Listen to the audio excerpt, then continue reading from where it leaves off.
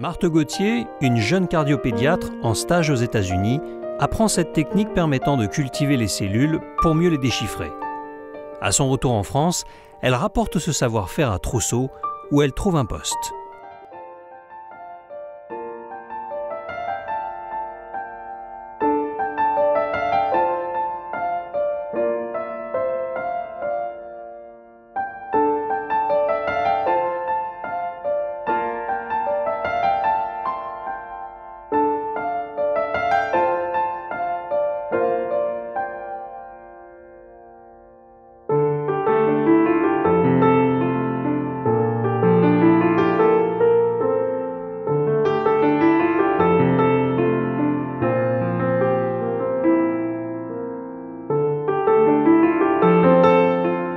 Donc Monsieur Lejeune était dans le service Turpin et a regardé comment Marthe Gauthier faisait. Et comme toujours, Monsieur Lejeune lui a dit « on ne sait pas tout à fait comme ça probablement qu'il faudrait faire ». Jérôme Lejeune avait un œil exceptionnel, c'est qu'au microscope, il était capable de reconnaître des morceaux de chromosomes là où les autres hésitaient. C'était aussi facile de compter les chromosomes au microscope que de compter des spaghettis dans une assiette. Il a inventé un photomicroscope qui n'existait pas à l'époque. Et donc, c'est M. Lejeune qui a permis de prendre les premières photos des chromosomes, dont les cultures étaient faites par Marthe Gauthier dans le service de M. Turpin. Nous sommes en 1958. Si la recherche en génétique humaine est en pleine ébullition en Europe, les États-Unis sont en retard. Kurt Hirschhorn, un jeune généticien américain, est envoyé en Europe pour visiter les principaux laboratoires et faire un point sur la recherche. Il rend visite à Jérôme Lejeune au mois de mai et ne va pas être déçu.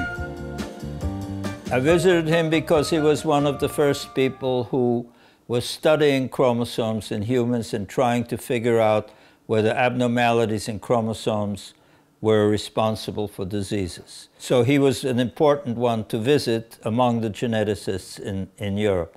When we came to visit him, it was the first time I had met him.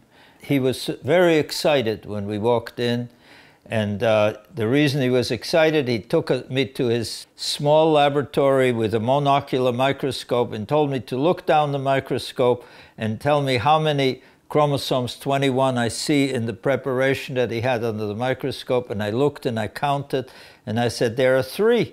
There should only be 2, but there are 3. He said, absolutely, and this is the first slide made from a child with Down syndrome, and this was the discovery of the trisomy 21. Il a appliqué cette technique à d'autres. Et alors là est venue la confirmation. C'était plus un seul cas, mais 5, 6. Et on passait d'une hypothèse à une découverte scientifique. Après presque 8 mois de tâtonnement et d'hésitation devant cette découverte incroyable, Jérôme Lejeune décide en hâte le professeur Turpin de publier la découverte. Celle-ci paraîtra le 26 janvier 1959 dans les comptes rendus de l'Académie des sciences, signée en premier par Lejeune, suivi de Gauthier et Turpin.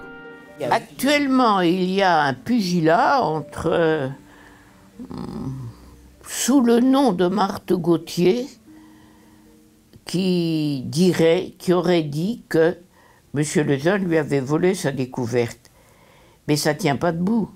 Ça ne tient pas debout dans la mesure où M. Lejeune et Marthe Gauthier ont travaillé ensemble dans la meilleure amitié pendant très très longtemps. La seule chose qui me paraît évidente et lumineuse, c'est que la personne qui savait analyser des chromosomes et qui restait cytogénéticienne, c'est Lejeune, c'est pas Marthe Gauthier. En fait, il faut savoir que dans le monde de la science,